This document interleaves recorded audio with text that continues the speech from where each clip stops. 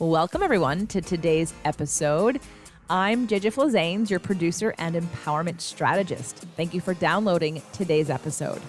Today is the second episode that we're doing with Val Hart. She is the real Dr. Dolittle, and I'm excited to bring to you today's conversation about what animals are here to teach us.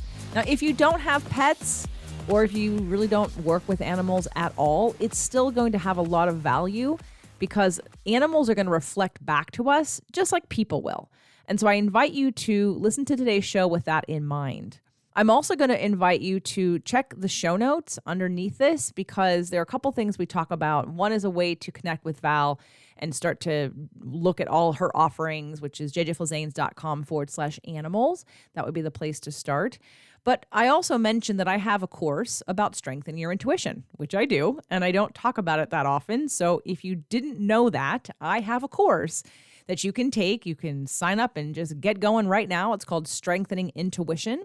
I did do it live one time, but now it is available at all times for you to purchase and start practicing because our intuition is just like exercise. The more you do it, the better you get at it. And that link is jjflazanes.com/intuition. Let's tell you a little bit more about Val. In case you missed the first show, Val Hart started communicating with animals in 1993 when an injured mare spontaneously told her why the wound on her hip wouldn't heal. Astonished, they witnessed the wound simply disappear right before their eyes while the horse shared her story. People come to Val with their pet problems, and then Val helps the pets with their people problems. Today, Val is called the real Dr. Dolittle and is the founder of the Hart School of Animal Communication. She hosts the best online animal talk coaching and mastery club in the world, and she believes that anyone who loves animals can learn to speak their language. Val is a best-selling author, a TEDx speaker, has been a featured expert on ABC, NBC, and Fox News, as well as in People magazine, My San Antonio, and Great Day San Antonio. Val also created the Heart Wisdom System for solving problems with pets. Her work includes communication, intuitive medical scanning, quantum leap therapies, and the Body Talk system.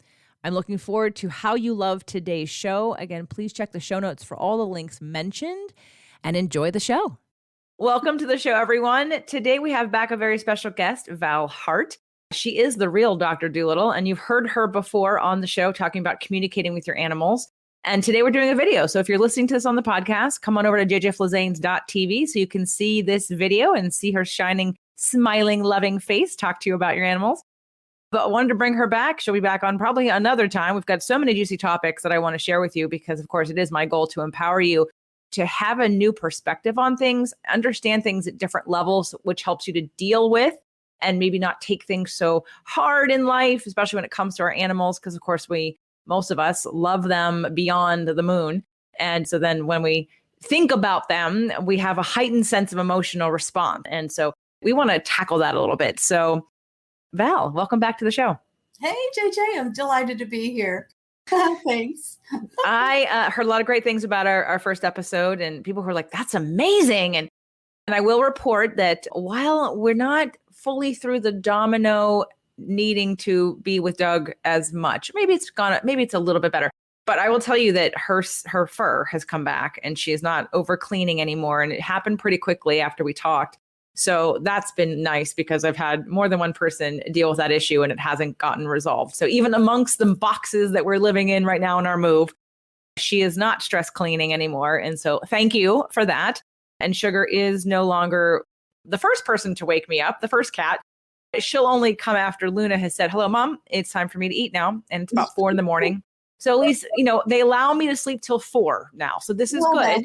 That's an improvement. It's an improvement. So we're gonna keep working on that because we're gonna work on that, honey. I know. You and I have separate time set aside where I've hired Val to help me with Sugar's health and then everyone's health and definitely behavior. Since we're moving, I don't want my couches to be all scratched up. So today, what I thought we could talk about is, people heard that first show, and there's often that line of, well, I probably need to hire her. Well, yes, get on her schedule because she's very booked, but. And then there's okay, how do I do it myself? And we went over some of the things that people could do in terms of the pictures. You gave us that sort of that ESP conversation in visual, emotional frequency relaying to the animal. But I want to talk about some of the common misunderstandings people have and some of the things that we don't even realize we could be doing and improve upon in terms of understanding and communicating with our animals. It's great questions. These are, when we're developing our intuitive senses, which is what this is, and it's called telepathy. It's, where you're hearing and feeling someone else over a distance. Empathy, highly sensitive people tend to do this all the time until we run screaming for the hills and become hermits because it's too much. It's too much. But yeah, we have to learn how to modulate that. And if our subtle senses are asleep, unawakened, still in their wrapping box from when we were born, we want to pull that gift out, open it up, and start developing, building, growing your skills, because your intuition, oh my God, it's everything. That's what tells you which road to take when you're planning a route, right? It's what tells you what to do, what not to do. It gives you information you can't get in other ways. And by the way, communication, written and spoken, the largest percentage of it, 85% of the information is energetic. It's not the written or spoken words, it's energy. So who are we? We are energy. Who are animals? Energy. We are spiritual beings having physical experiences. So that, I would say, is the very first thing we all have to really get, because you're born with the innate ability, right, to share, send and receive information. And we have other ways to do it. The clairs, the 4 clairs. You know what they are, right, JJ? I do. I actually have a strengthening intuition course where I go over all the clairs, because people don't even recognize they have them sometimes. Yes. And how they've experienced different aspects of each one of the clairs. And so when you have an awareness about it, it can tune us to when we get those hits, that clairsentient, clairaudient, clairvoyant, right? And then the other ones. Mm-hmm. And I agree with you. Our intuition, it's that what people think is their gut response, but what they don't understand. And some people, like when they look at healers, and that's why I work with so many different kinds of people. And I wanted to teach this course because strengthening intuition, which is what you do, teaching people how to communicate with their animals and tuning to yourself. It's a skill that can be learned. People just assume, well, I don't have that. Well, no, you're not programmed currently that way, but you can help to exercise and redevelop and reroute some of those brain patterns in order to be aware and now have that information. So I love that that's what you teach people to do with their animals. Yeah, because, until we do that, we're not our best self. We have not healed and evolved and grown, gotten the lessons, or fully engaged and participating in our life so that we become conscious, awake, aware. And for me, that's the whole point. A lot of my students, like you, they get into this and they think it's all about communicating with animals. And yes, it is. However, communication is communication. All beings communicate, humans too. So what they find is, or I think animals do a better job than people so much of the time. Anyway, but the point is that when you learn how to really communicate well, confidently and accurately, using your intuition, using your ability, of course there's body language, of course there's other stuff, but it originates with intention and conscious awareness and energy transference. Right?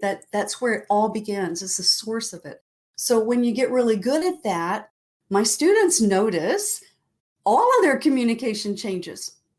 Communication with people, their boss, their family, their friends, their spouse, their kids, everything changes. It's a spiritual journey to becoming your best self. So yeah, important. Absolutely. I think it's because it's only you can determine, like when we're assessing things in our life, what's right for me is going to be based on my resonance about it and my receiving of it and my body's response to it and my subconscious response to it. And so I think it's important for us to strengthen that. So we trust our source, we trust our information, we trust our guidance versus somebody else's guidance. And I think that too many times we give our power away to doctors or the media or the news or whomever to make decisions for us and tell us how we should think or feel and what is right for us. And we have our own guidance system we don't activate. And so I agree with you 100%. It is really life. And so I've always felt like because I have that in my life, I've always felt like I have a certain level of I'm aware of my animal. Not to mention, I don't think of my animal as an animal. I think of them as an energetic being who I agree with you do communicate and are probably because they don't think about thinking like we do, right? Because they don't think about thinking, they have less resistance to things. They're just sort of open energetically to most things, maybe a little resistance. I know you told the story about the horse and having that block emotionally on the last show. But I think all in all, animals, would you agree, have less resistance in life in general than humans do? I think you're onto something really important, JJ, because humans, we are so busy in the past and in the future, we're rarely fully present. So we're trapped in our mind, for one thing. We're active, busy, monkey brain, chatter, chatter, chatter, constantly drives us crazy, right? We don't know how to get quiet. We think that's all there is. We completely forget about the superconscious and the God mind. We forget we're an energetic being having a human experience. And it all goes to crap, excuse me. Is this a family show? Don't worry. No, we say bad words all the time. Oh, good. I love that. Good. I like bad words. So anyway, but it's what was I saying? I forgot what I was saying. But it's really, really important knowing what you truly feel and remembering that emotions are energy in motion. Unraveling these complicated knots that we get so trapped up in our mind. And then that's humans typically, right? Remember Max Headroom? Just the head, the talking head. That's no body, nothing else, just the talking head. That's all. But animals, on the other hand, are fully present for the most of the time. Occasionally, you can ask them what happened yesterday or last year or before they came to you or in a past life or something like that. And they know they can access that information, but they don't live there. They don't worry or fret about what's going to happen next year or next month or tomorrow at work or what's so-and-so. They don't do any of that. They're fully present right here. They're not resisting life. They're living it, right? They're engaged with it. Their senses are aware, subtle and physical. They're in tune. Did I tell you about the time my cat, Tuffy Tiger, taught me how to purr? No. Oh, what a sweet experience. When you're with a cat and they're purring, right? So it's a gift. It is such a gift. All cats all around the world purr at the same frequency. This has been documented, researched, scientists have confirmed. But that frequency is a healing frequency, very specific. So when a cat gifts you with their purr, not only are they modulating and blessing and balancing the space around them, but they're also gifting you into your body mind healing. So notice where your cat, if you have the blessing of a kitty to teach you, notice where they resonate to your body most often. Maybe they're on your lap, or maybe you're laying down and they pile on your chest. Maybe they're on your head, on your nose, who knows, on your ear. Maybe they're by your feet or your belly, So that area that they resonate with is a problem area for you, whether you know it and are aware of it or not.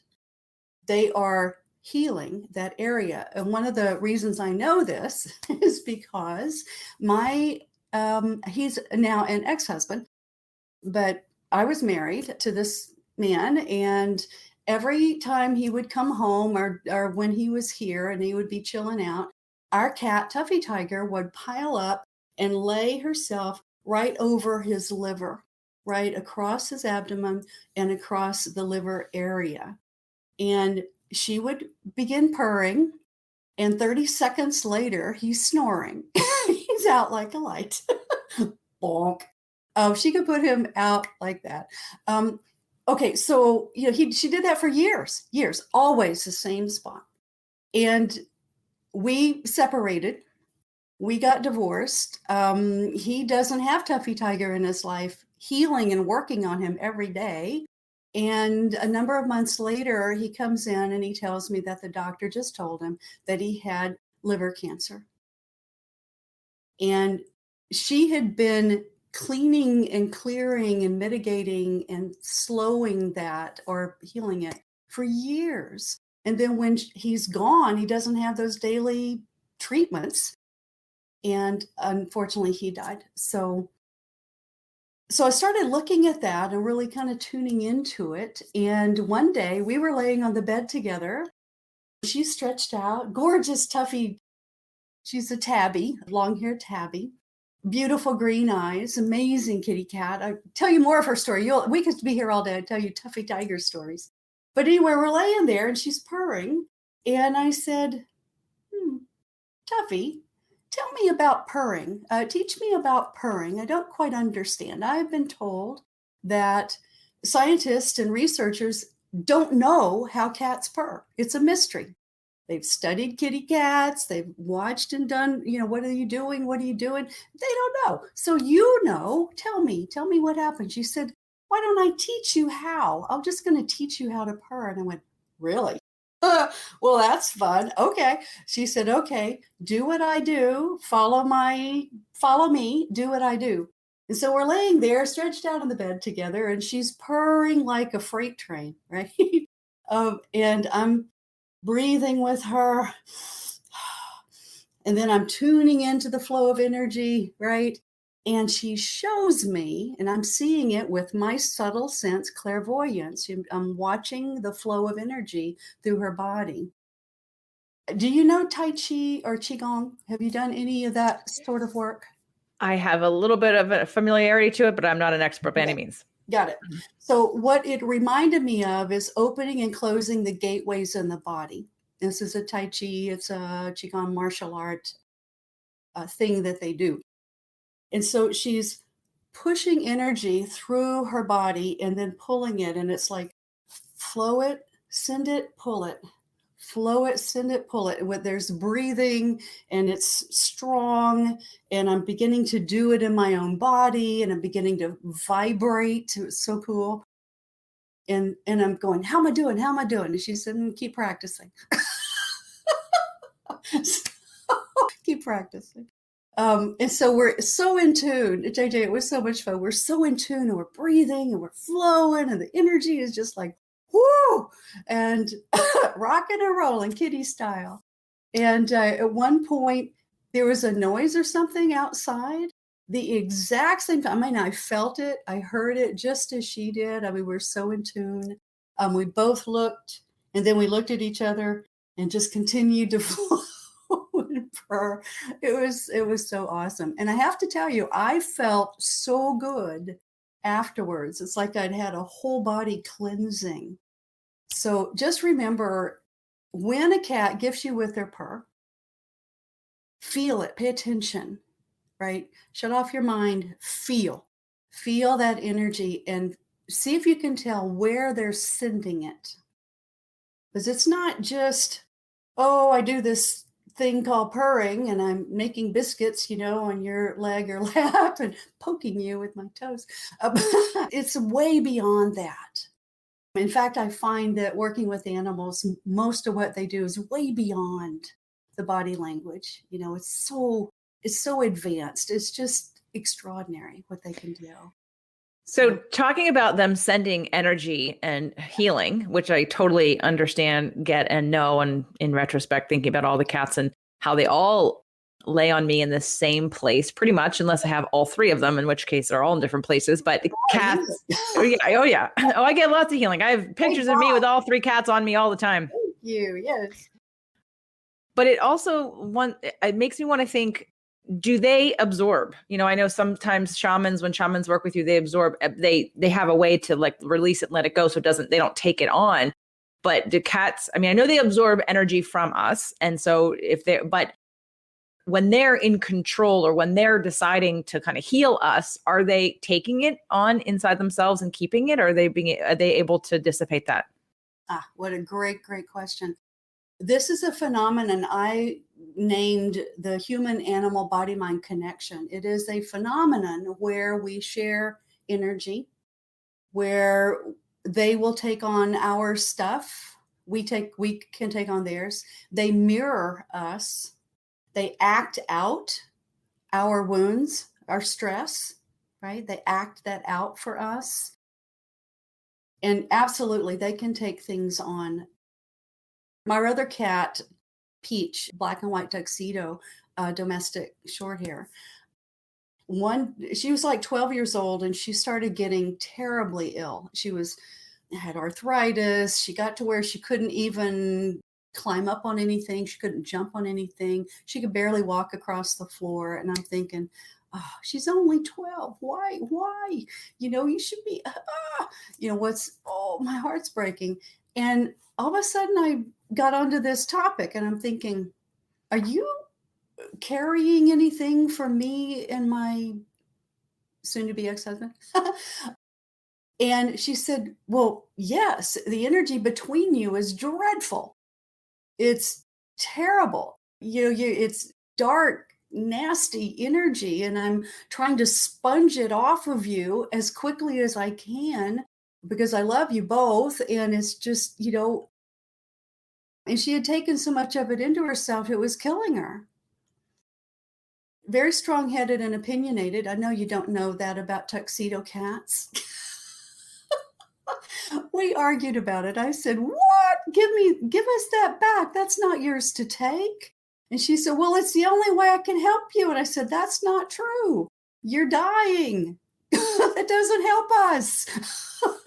So we argued about it for a little while. And we wound up with, you know what? I got it.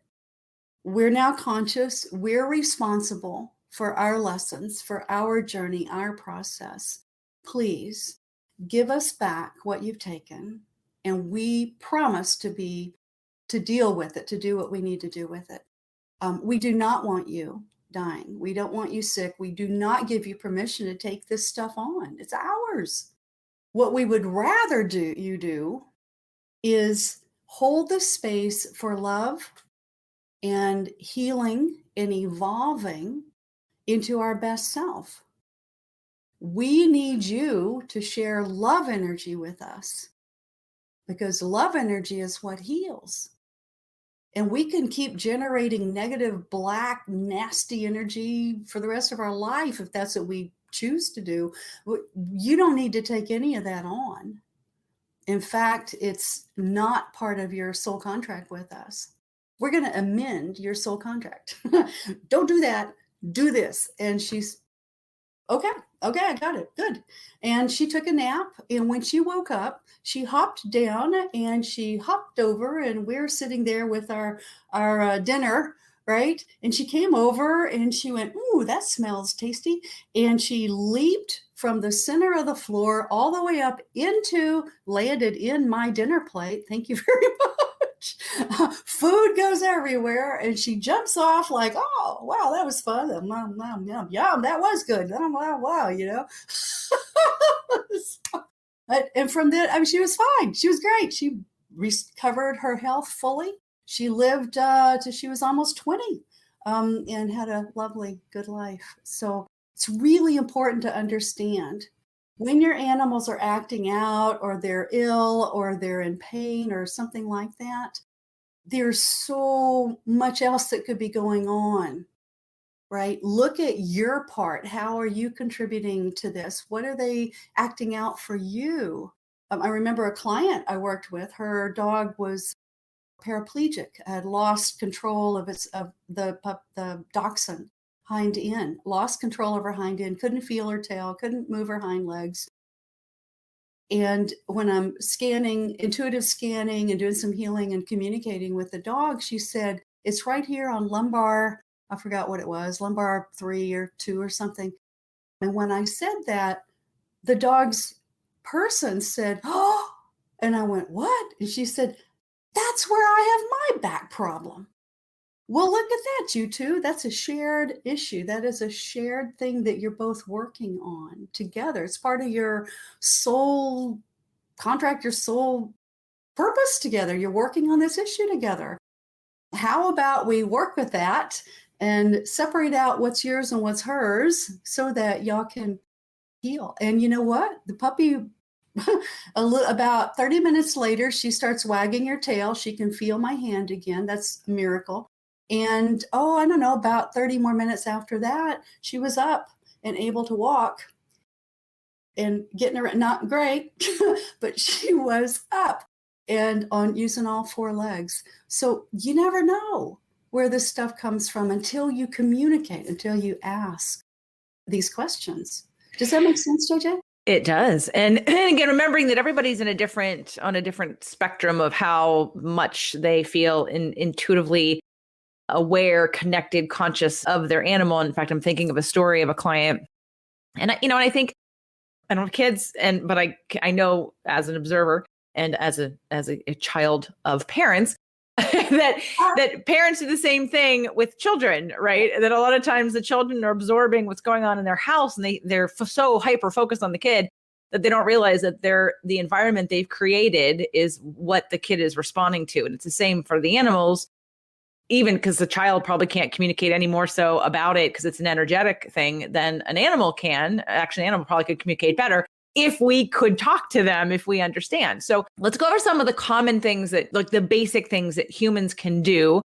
And it sounds like one of the first things, correct me if I'm wrong, is that if your animal's having a problem, to first use it as a mirror. Because if we can take care of it for ourselves, it might in turn, like if your animal has anxiety, hello, they're mirroring your anxiety. Yes. Yes? Yes. If you're fearful, they're going to be fearful. If you're angry, they're going to look for what is it that's making mom angry, or dad. And often aggressive behavior is nothing more than that. You're upset about something, you're afraid of something, whatever, and they're there your dog especially is there to protect you. So they're looking from their viewpoint, what is it that's making mom so upset? Oh, every time she sees so-and-so walking their dog, she gets nervous. That must be it. I'm going to run them off, right? They see things from a unique viewpoint in their own perspective and their own instinct and genetics and experiences and education, training, and all that stuff. They put it all together and they try to help you. And if you haven't talked to them about it, you haven't had that heart-to-heart, mind-to-mind conversation yet, then you leave them to make it up on their own, and that's not a good thing. Kitty cats tend to be much more sensitive to psychic attack, to emotional imbalances, to energy disturbances, disturbances in the field, right? Or in the force. Dogs tend to be more interested in physical territory. So what's coming into our space that's got mom all upset, or dad, so talk about it. It's like, what are you really afraid of? And in our day and what's going on in the world, there's a lot of things that have a lot of us pretty upset. We're struggling. But if we don't tell our pets, they don't know they didn't watch CNN and the news. They don't see, if they saw a fox that had four legs and a bushy tail, I don't know. Right. So talk to them, tell them what's annoying you, what's upsetting you, what are you worried or afraid of? And when you see it and feel it and say it, like I taught y'all in the first interview, right? When you see it, you put it all together, see it in your mind, feel what you're feeling that matches your story, and say it, and then spin the story so it has a positive, happy ending.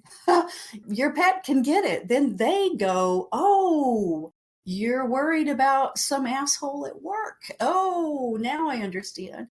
Oh, it's not about the dog, the neighbor dog, or the whatever at all. It's about some gut person I don't even know. What do you need from me, mom or dad? And you'll say, let's just play a game, or, let's just hang out. Let's just whatever, right? Have the conversation.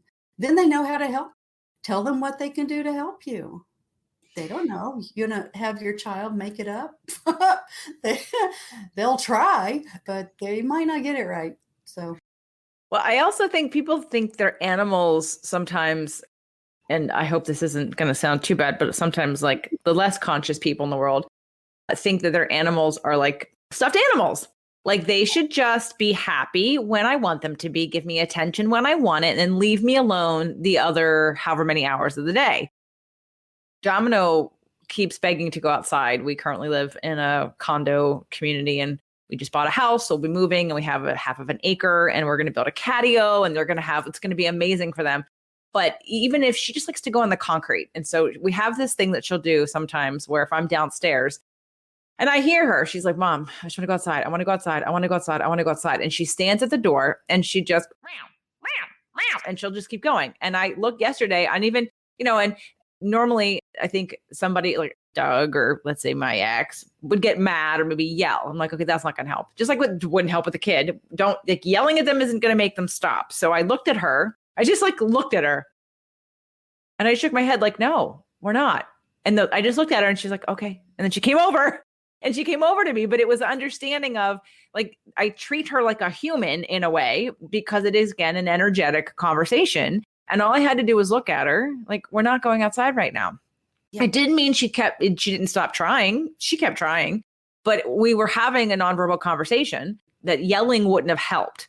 So give me another perspective that a person who wants to communicate. I have a client who was listening to the show that we did and she has a dog and now there's a lot of things going on in her house right now. Her mom is in the hospital and she just had somebody leave the house. And so there's, some stresses that are going on.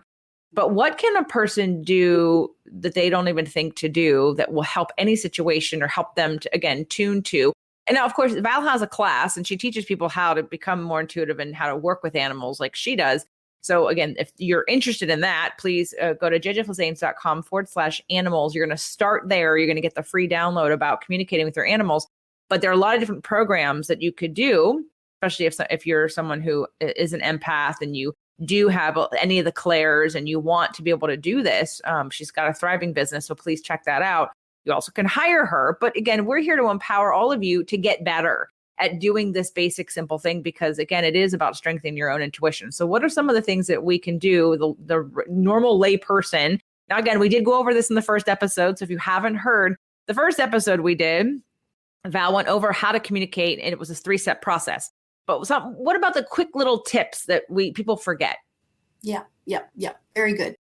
One thing I wanted to note about Domino and you, she's at the door and she's trying to get your attention and you gave her attention.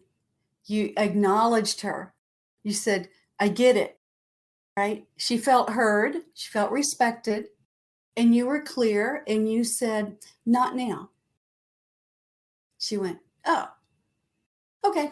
How simple. How wonderful. No need to yell. There's no. Would you do that too? Your child is over there going, hey, Mom, can I have a candy or something? You're going to go, not now and not till after dinner. I don't know. Talk to them. Communicate.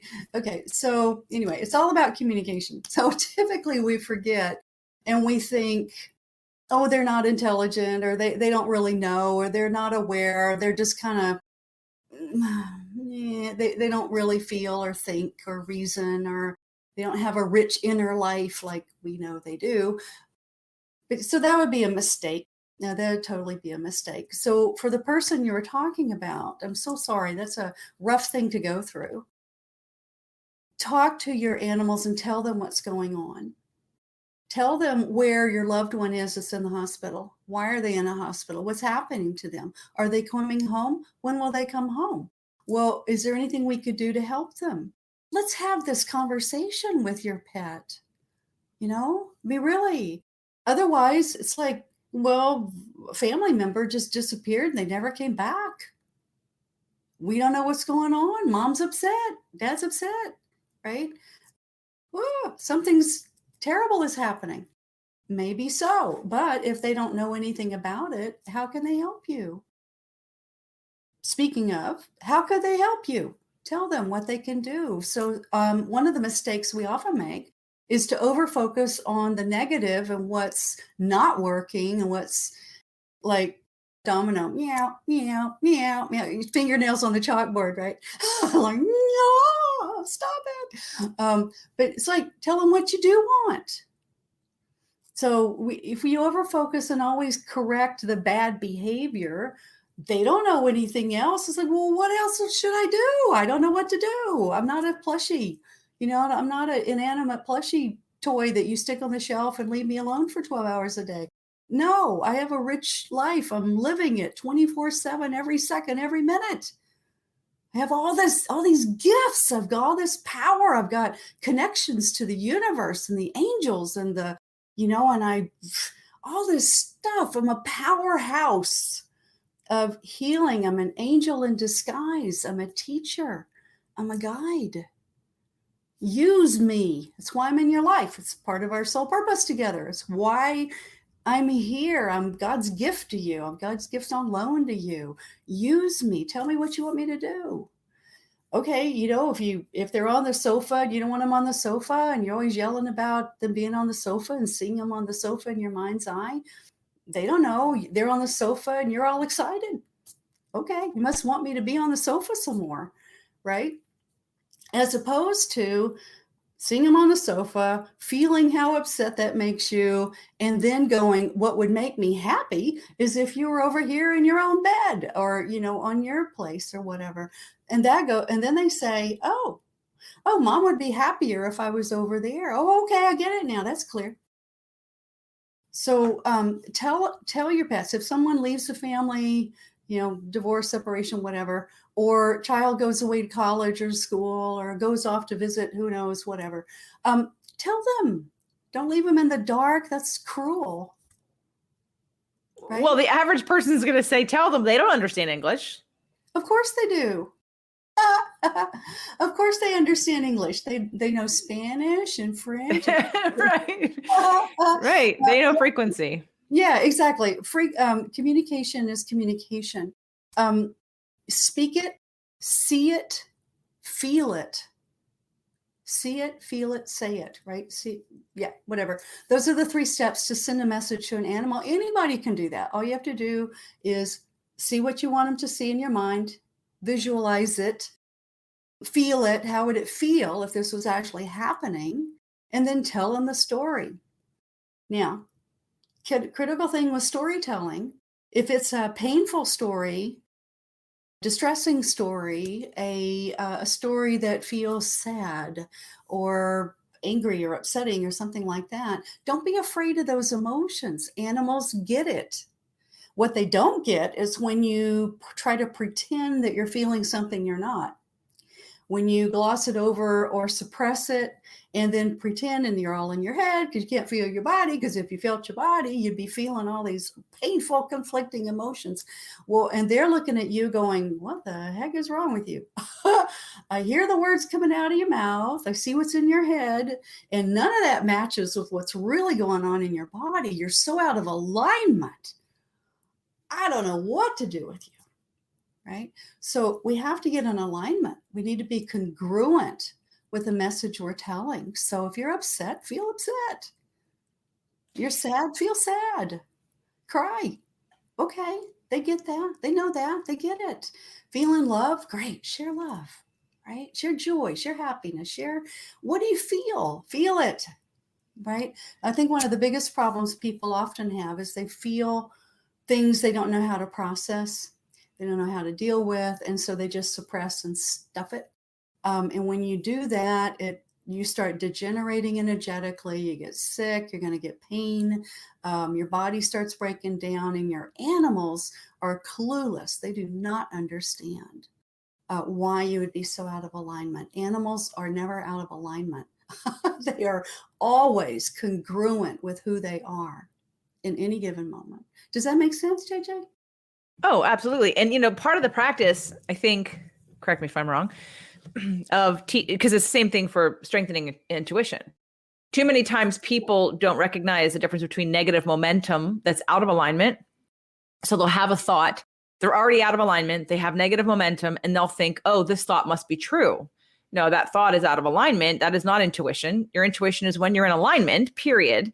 And then you get the information. But anything else, if you're out of alignment, is in a negative momentum, and it's like the train's off the track. And until you get the train back off the track, you're just going to keep hearing the squeaking. And anything bad that comes out of that is literally just being out of alignment. It's pretty simple. So part of, I think, when between the intuition course and what you're teaching people on how to connect with animals, you're actually asking them to become conscious and in alignment with who they are. And it's almost like a trick. It's the trick of, hey, do you want to communicate with your animals?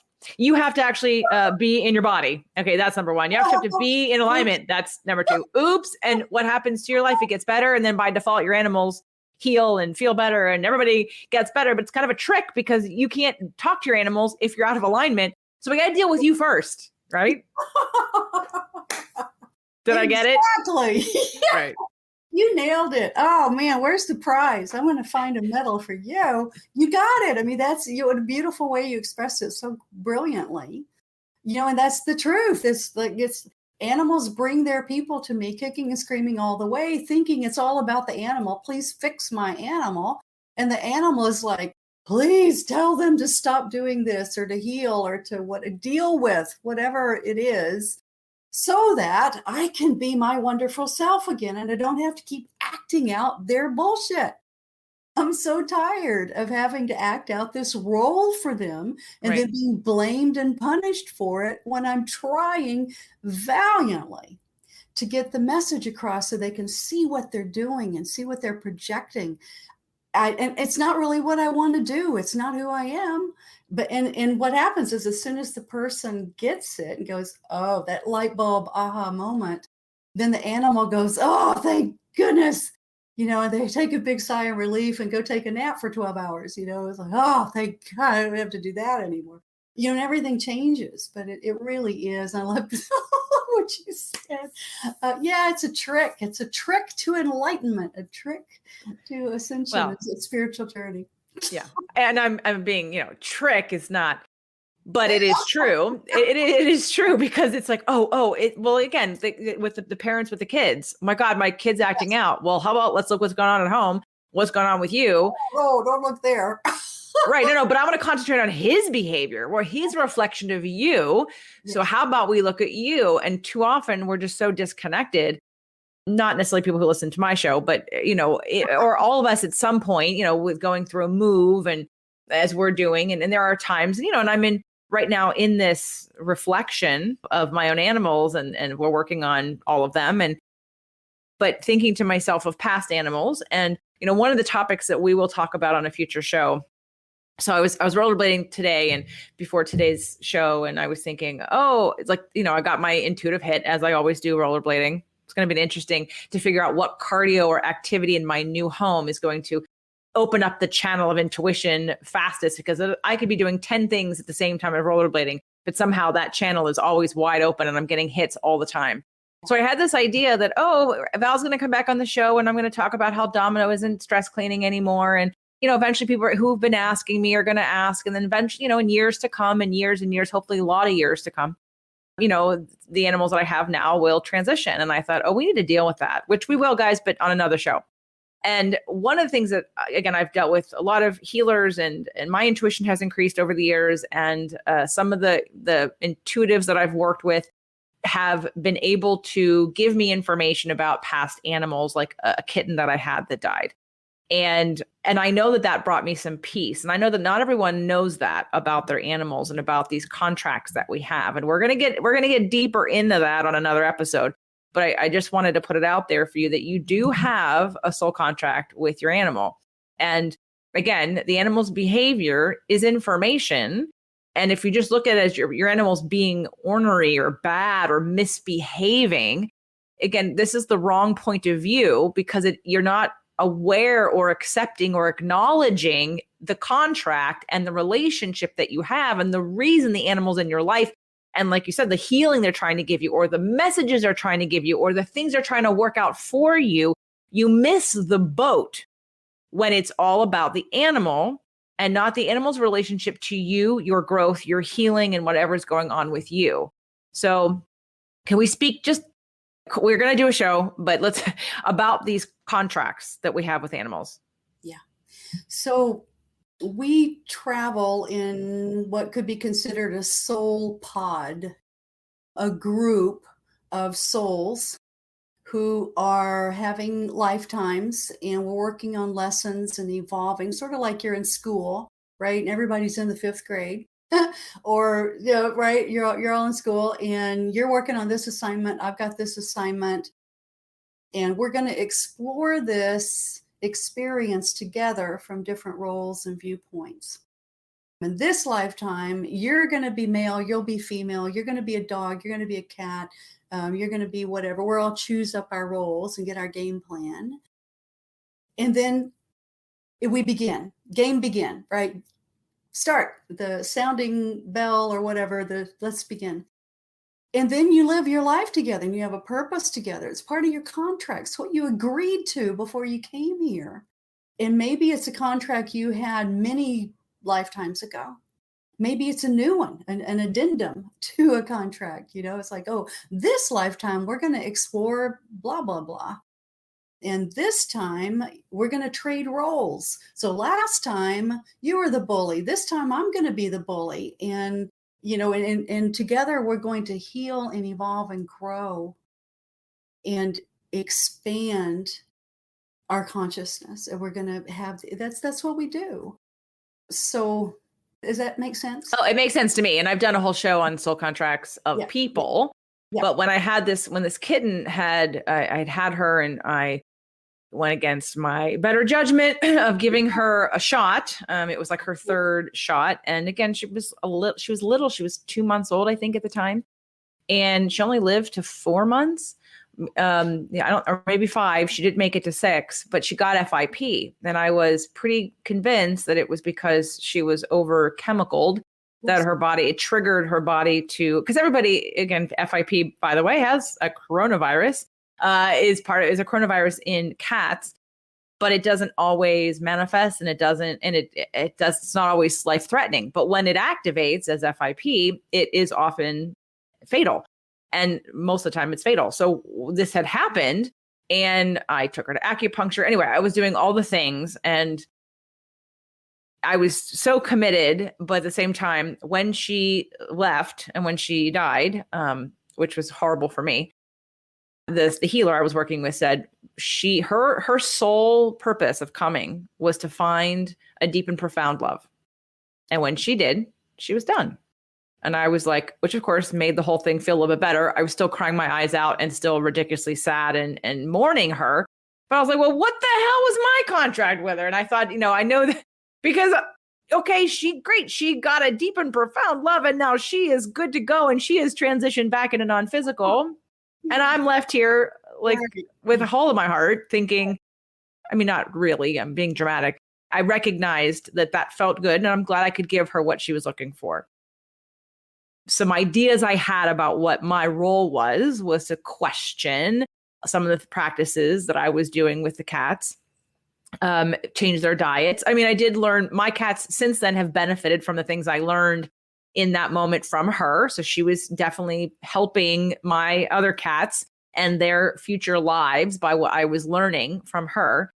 But, I think and we'll talk about this on another show about transition. I wanted to plant that seed for you guys, because it's painful. It's hard. It brings up emotion. And maybe sometimes your contract with your animal is to generate emotion, is to break you open and have you be in the present moment and stop. And maybe they're giving you an outlet to release some of the repressed emotion you've been holding on to. And maybe their life is the way to do that.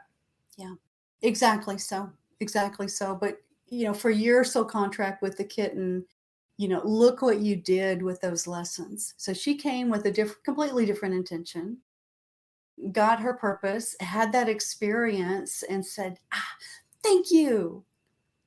I'm out of here, right?